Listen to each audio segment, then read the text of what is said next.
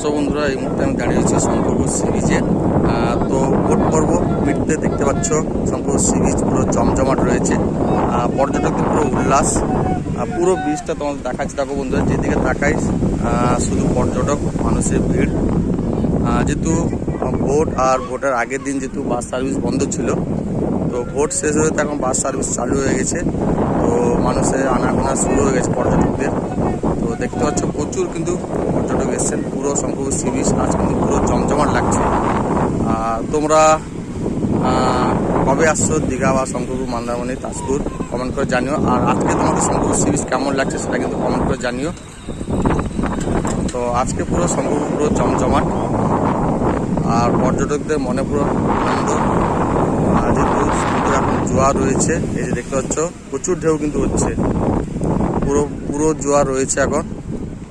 তো এখন জোয়ার থাকবে, সন্ধে বন্ধ থাকবে, তারপর ভাটা পড়ে যাবে।